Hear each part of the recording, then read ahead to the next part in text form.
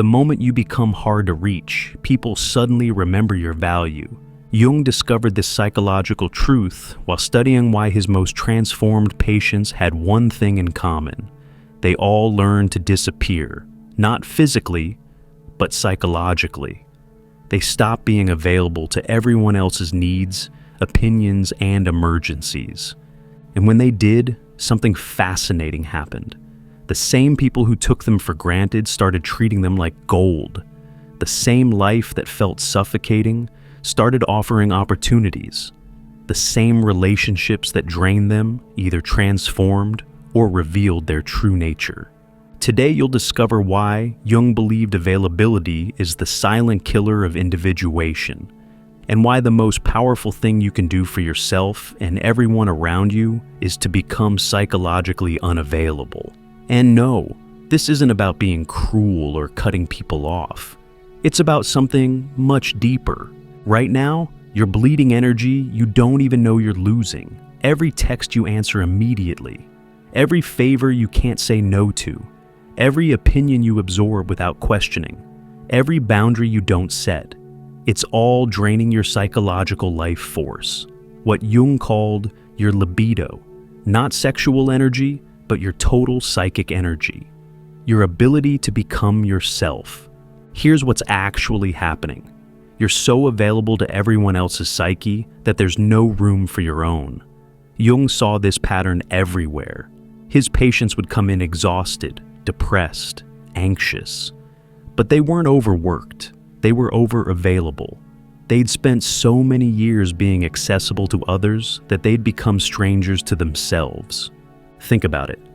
When was the last time you were truly unavailable, not busy, not distracted, but genuinely unreachable, even for a day? Most people can't remember. We've confused being needed with being valuable. We've mistaken availability for love. We've been taught that good people are always there, always responsive, always ready to help. But Jung discovered something that changes everything. The people who transform their lives don't become better at being available. They become better at disappearing. And the first step is understanding what Jung called the participation mystique. You're psychologically merged with people you've never even noticed. Jung borrowed a term from anthropology, participation mystique, to describe this. It's when your psychological boundaries are so weak that you literally can't tell where you end and others begin. Their mood becomes your mood. Their problems become your emergencies. Their opinions become your thoughts. You're not relating to them. You're merged with them. Here's a test. Someone close to you is in a bad mood. Can you stay centered, or do you immediately feel responsible? Do you try to fix it? Do you absorb their emotional state like a sponge? If you can't stay separate, you're in participation mystique. Most people think this is empathy. It's not. It's fusion. And it's killing your ability to become yourself. Because here's what Jung understood. When you're psychologically merged with others, you're not actually helping them. You're enabling their unconsciousness. You're allowing them to project their unlived life onto you. And you're volunteering to carry it. That friend who calls you with every crisis, you're not supporting them. You're preventing them from developing their own psychological strength. That family member who guilt trips you for having boundaries, you're not keeping peace. You're participating in a psychological dysfunction. Jung said something that sounds cold, but is actually compassionate. The best thing you can do for others is to become yourself. Because when you stop being available for projection, something incredible happens. People are forced to face themselves. They have to develop their own resources. They have to own their own psychology. But here's where it gets tricky. The moment you start becoming less available, you'll trigger what Jung called the collective unconscious. Everyone around you will unconsciously sense that you're individuating, becoming an individual, and they'll try to pull you back. They'll call you selfish, cold, different, not yourself, which is ironic because you're finally becoming yourself. This is the first test. Most people cave here. The guilt is too strong, the fear of abandonment too intense. So they go back to being available and nothing changes. but the ones who push through discover something extraordinary. When you stop being available to others' projections, you become available to your own self, capital S. The totality of who you are, conscious and unconscious. And that's when the real transformation begins. Jung noticed that his patients who learned to be unavailable went through 3 distinct phases. First, panic. What if everyone leaves? Second, relief. Why didn't I do this sooner? Third, revelation. This is who I've been all along. They stopped living what Jung called the provisional life, always preparing to live but never actually living. They stopped waiting for permission. They stopped needing consensus. They started what Jung called the individuation process, becoming indivisible, whole, complete. But to really understand why unavailability is so powerful, you need to understand what Jung discovered about psychological energy. Every time you say yes when you mean no, you're committing psychological suicide. Jung discovered that we each have a finite amount of psychological energy, libido, available each day. It's like having a psychological bank account. Every interaction either deposits or withdraws from this account. But here's what most people don't realize. Being available is expensive, devastatingly expensive. That text you answer immediately, withdrawal. That conversation you don't want to have, withdrawal. That favor you agree to out of guilt, major withdrawal. That opinion you pretend to agree with, withdrawal. By noon, most people are psychologically bankrupt. They've spent all their energy being available to others, and there's nothing left for their own becoming. Jung called this the sacrifice of the self for the persona. You're so busy maintaining your mask, the helpful one, the reliable one, the nice one, that you have no energy left for individuation. But when you stop being available, something fascinating happens to your psychological economy. First, you stop the bleeding. Every boundary you set, every no you say, every moment you don't respond immediately, it all stops the hemorrhaging of your life force. Second, you start accumulating energy. For the first time maybe ever, you have psychological resources in reserve. You're not living paycheck to paycheck with your psychic energy. Third, and this is the miraculous part, your energy becomes more valuable. Just like in economics, scarcity creates value. When you're not always available, your presence becomes precious. Jung observed this with his own practice. When he started limiting his availability, seeing fewer patients, taking long periods for his own work, something counterintuitive happened. His impact increased. His insights deepened. The patients he did see transformed more profoundly. Why? Because he was coming from fullness, not depletion. He was offering his presence, not his availability. There's a massive difference between these two.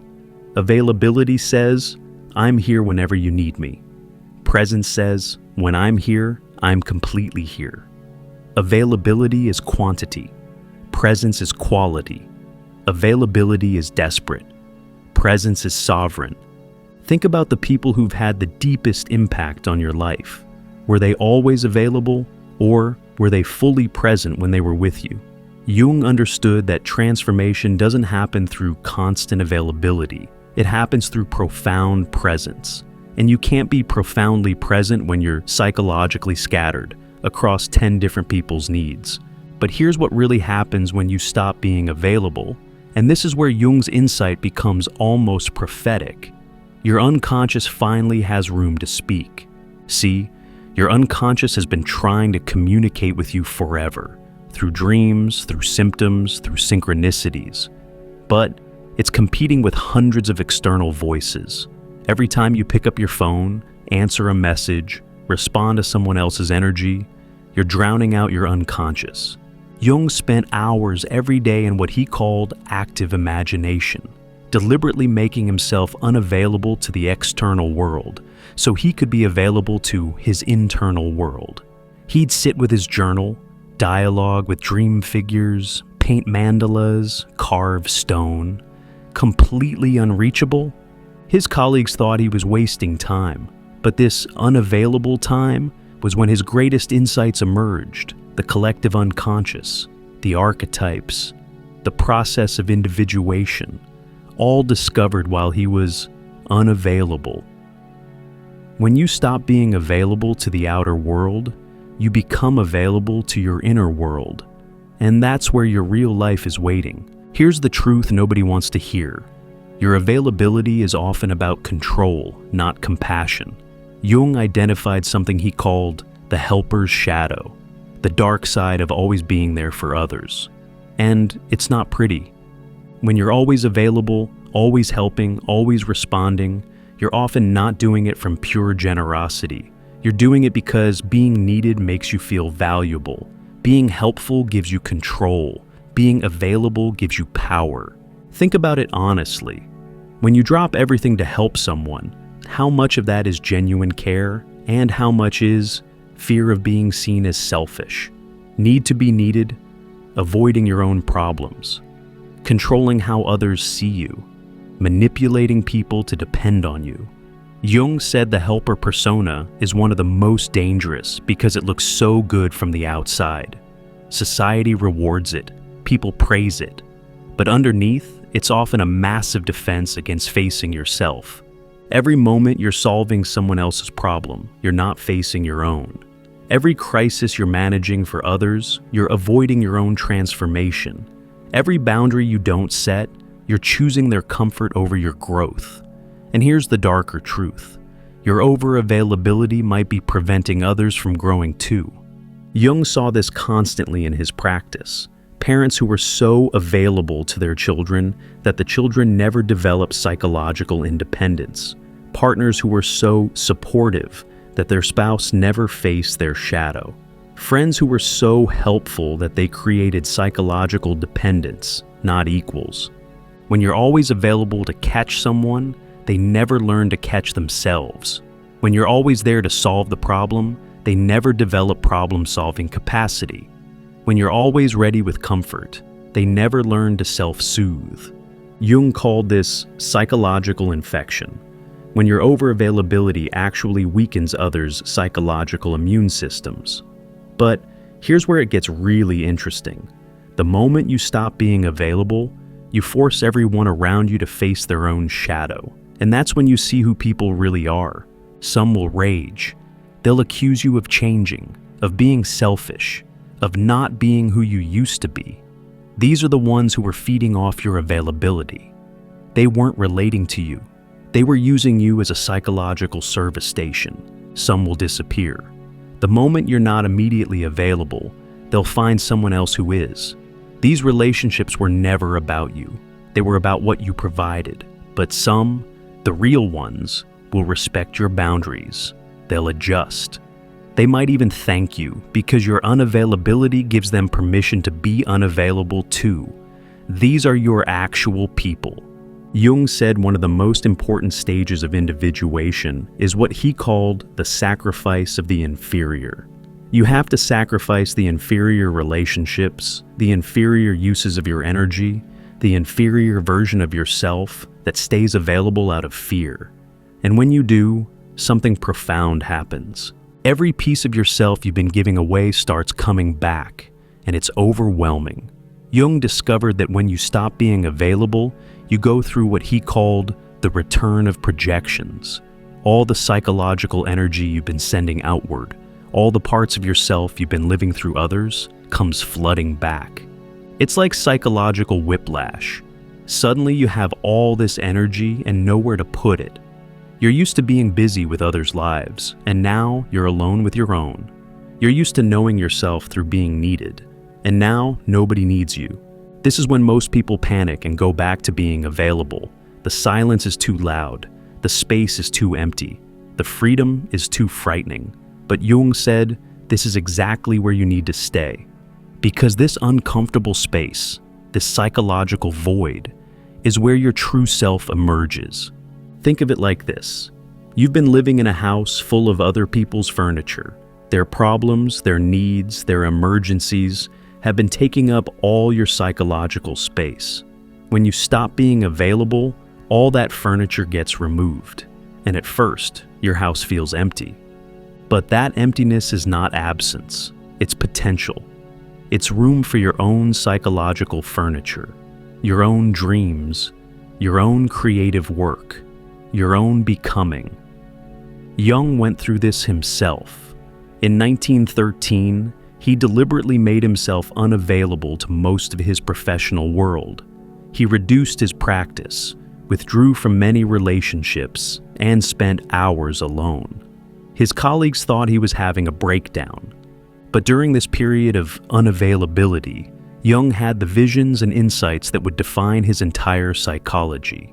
The Red Book, his record of this time, shows what happens when you stop being available to the external world and become radically available to your inner world. Dragons, wise old men, shadows, anima figures. The entire pantheon of the psyche revealed itself, because finally, there was room. This is what Jung meant when he said, "Who looks outside, dreams. Who looks inside, awakes." But, and this is crucial, awakening isn't comfortable. When you stop being available and start facing yourself, you meet everything you've been avoiding. The dreams you abandoned to be responsible.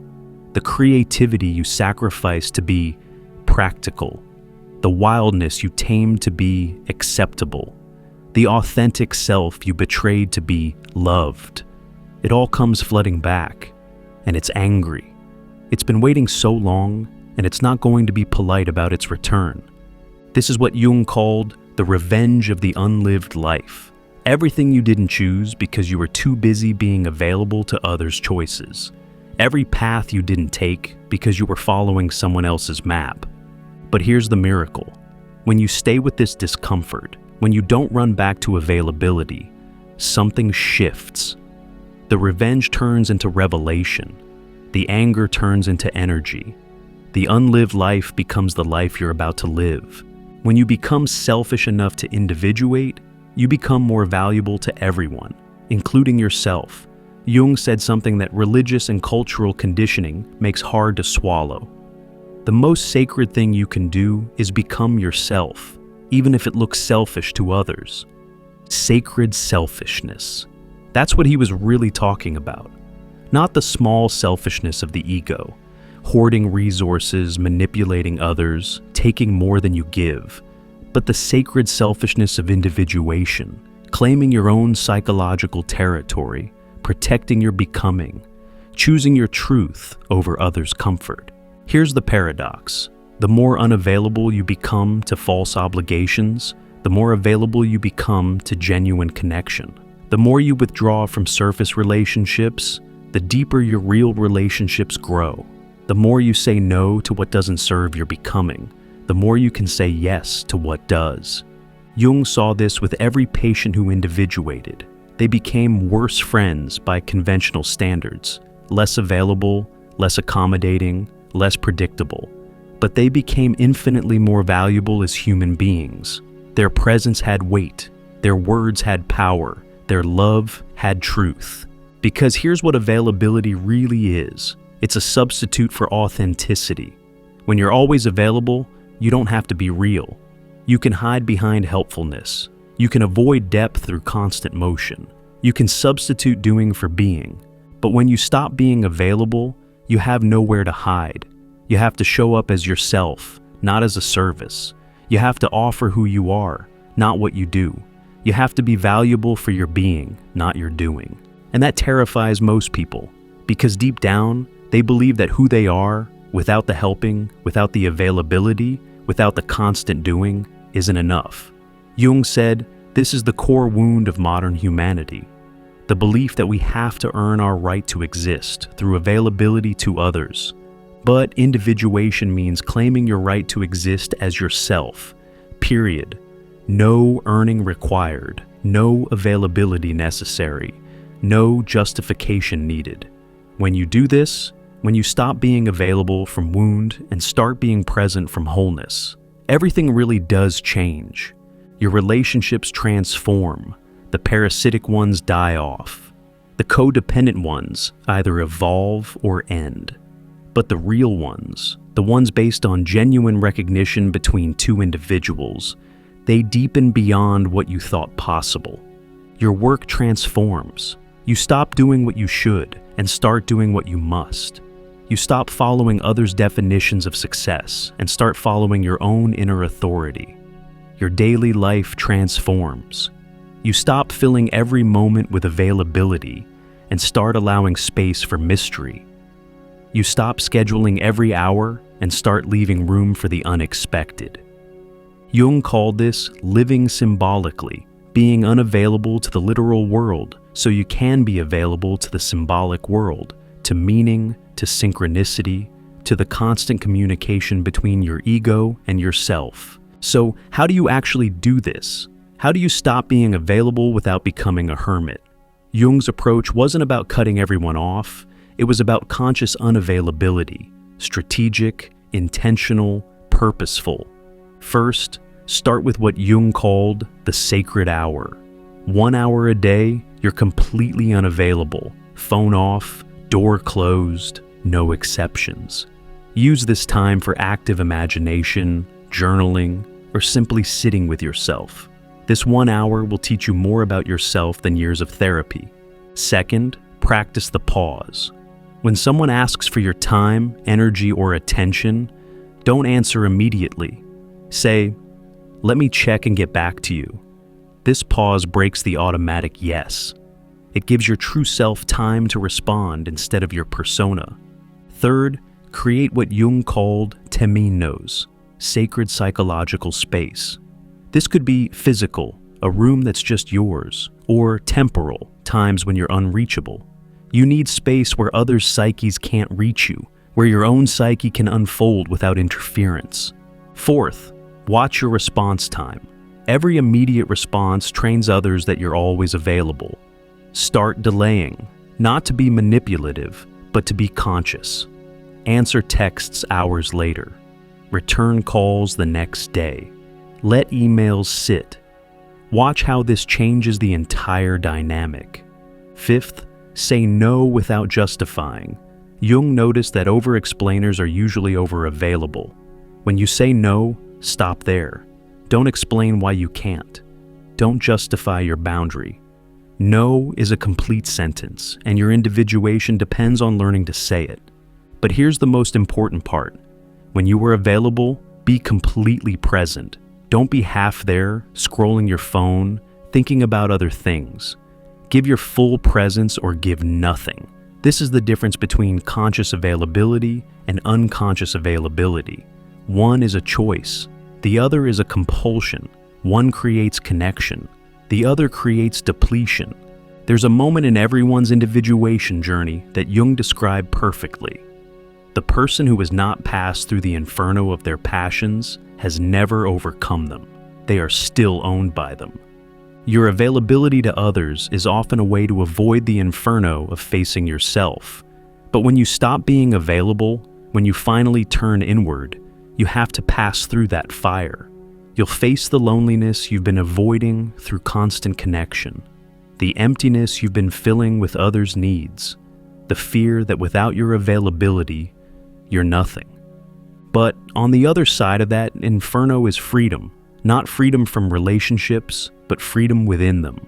Not freedom from responsibility, but freedom to choose your responsibilities. Not freedom from love, but freedom to love from wholeness instead of need. Jung understood that becoming unavailable isn't about isolation, it's about integration.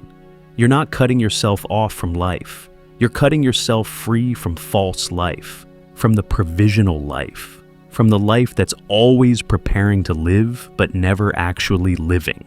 When you stop being available to what's false, you become available to what's true. When you stop being available to projection, you become available to reality. When you stop being available to everyone, you become available to yourself. And from that place of being available to yourself, you can finally be genuinely available to others, not from compulsion, but from choice, not from wound, but from wholeness, not from fear, but from love. So remember, your availability has been a prison disguised as virtue. Every time you drop everything for others, you're dropping yourself. Every time you're immediately available, you're saying your time has no value. Every boundary you don't set is a piece of yourself you give away. The people who transform their lives don't become better at being available. They become better at being real. They stop living on call and start living on purpose. They stop being accessible to everyone and start being authentic with everyone. Most people will live their entire lives in psychological availability. Always on, always responding, always depleted. But if you've made it this far, you're ready for something different. You're ready to discover who you are when you stop being everything to everyone. Jung proved that when you stop being available, everything changes. Your relationships become real. Your energy returns. Your true self emerges. Your life begins. The question isn't whether you should become less available. The question is whether you're brave enough to face what happens when you do. If this opened your eyes to what's possible, subscribe for more deep dives into Jungian psychology. And to learn about shadow work specifically, the first step in reclaiming your energy, click the video on your screen now. Remember, the privilege of a lifetime is to become who you truly are. But you can't become yourself while you're busy being available to everyone else. It's time to disappear so you can finally appear.